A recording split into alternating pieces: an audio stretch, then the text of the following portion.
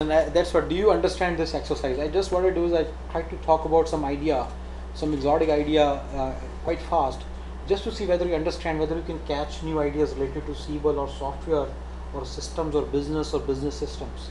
Okay, so this idea that I'm saying is, like, this is not in Siebel, but while merging records, the whole merge record functionalities works like this in certain cases. Like admins, they can set up, whenever two account records are merged, so they can set up entity wise. So for every entity they can set up, for every field, for every entity. So for account they will get the set up all the fields, and then they can set up for this field whether the winner record should be taken or the loser record value should be taken. For the field 2, winner record value should be taken, loser record value should be taken. Making sense? So they can set up. The rules have to be defined by the BA, but then they have to be set up by the admin. Yeah, you're right. The rules will be defined by the BA. That's what your job will be. Good Siebel package is not that powerful. Otherwise, you would have been gathering requirements for your entire life. Because these merge records are very difficult things anyway. So this is one idea, and then the system will behave accordingly. So when the rep will try to merge the record, I think there is a sequence, and the second record that they choose is a winner in Siebel. So that is the standard behavior. So you need to see whatever, which one wins. So whether the second one chosen second, the one which is chosen second wins, or the one that is chosen first wins. So anyway, so whatever the winner is according to Siebel, so whatever the winner is according to Siebel, we need to determine, main thing is the system will keep the loser record values or the winner record values according to the way, according to the setup done by the admin.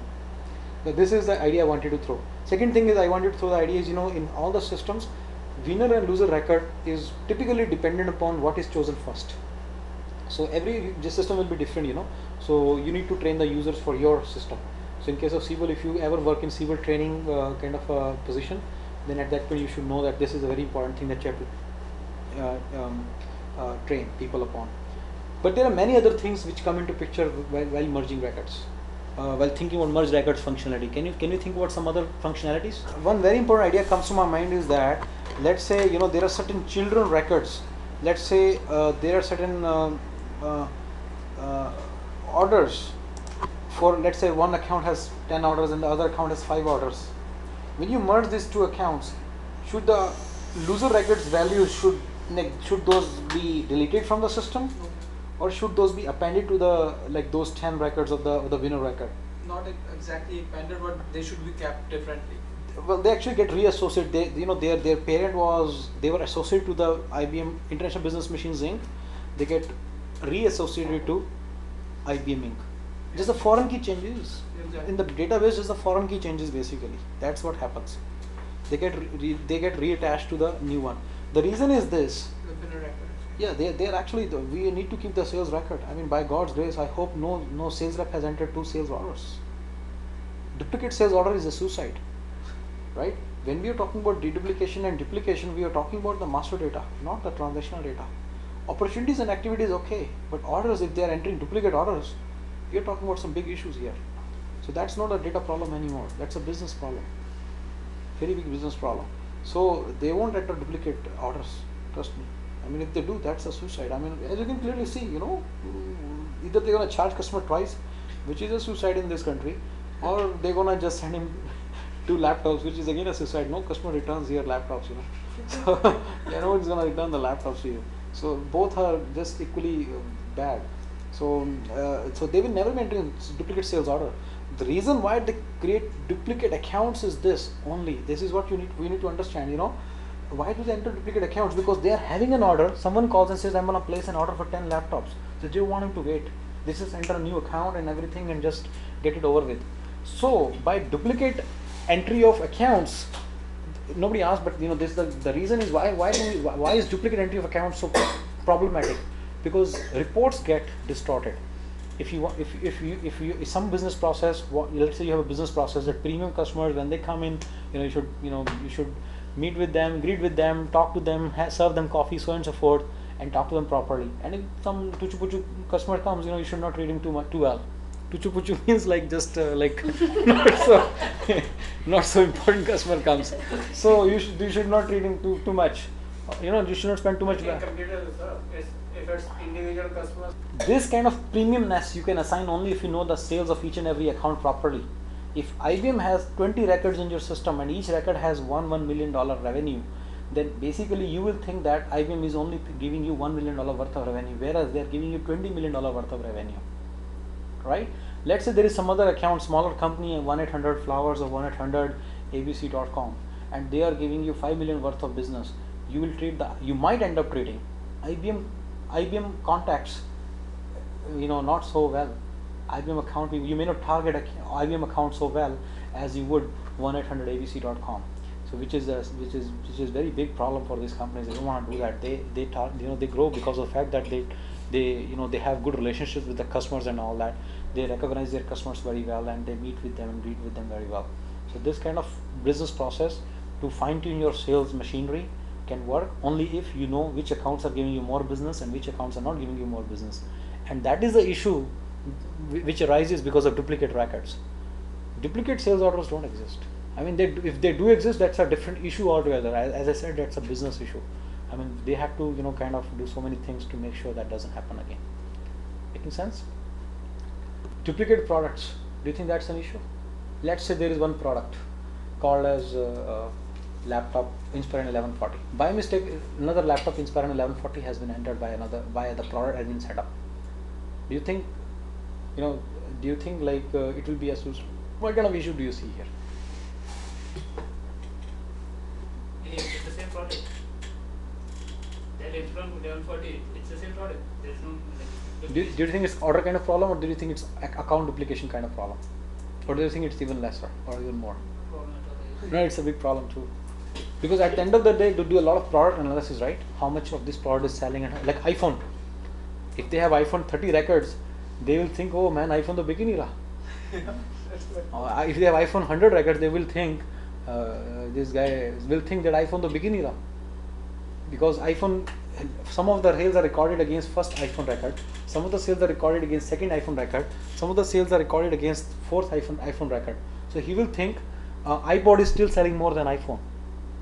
The Steve Jobs or whatever that guy is. Steve Jobs, right? So he will think that records are so if there are 100 million iPhones, 10 million iPhones sold, he will think only 100,000 iPhones have been sold.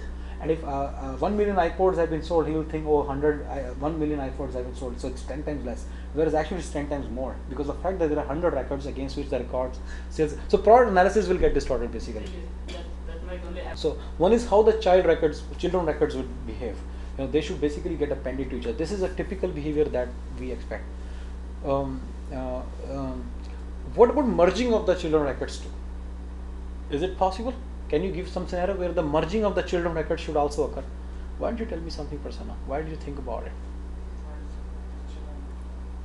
Yeah, I mean, my first question is, what do I mean by this? Another aspect of SQL is if you once merge, you cannot unmerge them. No undo merge. So be careful.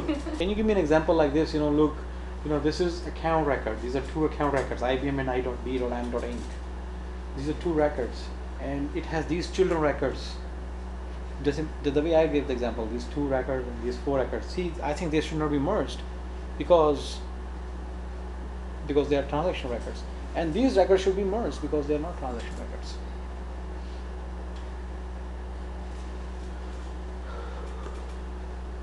The dimension to the whole thought, of merging. What about the grandchildren records?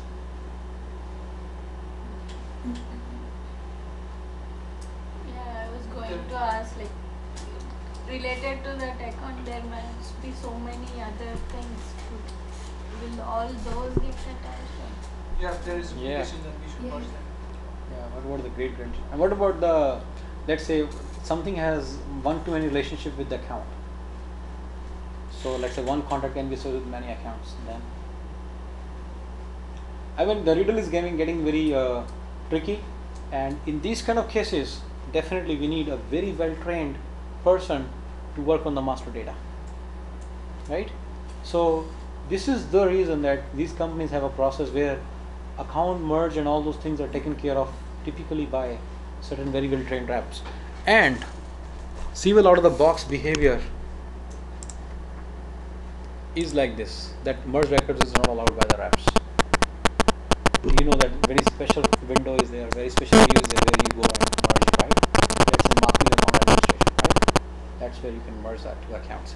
So this is typical this is a civil vanilla behavior, and in general vanilla behavior doesn't tell anything, but you know this is a good place. This time they really shared something. One more thing, merging is only for 2 records. So this is a good thing too. You know, can you merge more than 2 records also simultaneously? Because yeah, I know that like change. Yeah, merging that's a 2 good. records makes sense because you don't want to merge all the records together. But I Now guess let's say there are. I was working in a company. There were 1,000 duplicates of every account.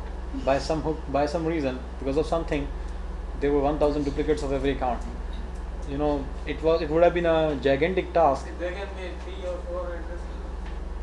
But No, it's your sometimes account. we can just take your. Then you can keep the merge records rules very simple. Just pick the last record and take all its attributes from it. And if some attribute is missing, then pick it from the loser records, first loser records value. If that is also missing, something like that can be done. Anyway, it's becoming a very big, discussion. As you see, just merge record. That's what I'm saying. Merge record is a huge discussion, and I like that thought actually. If there are more than 2 records, can those be merged? I was only thinking in terms of children, grandchildren, things like that.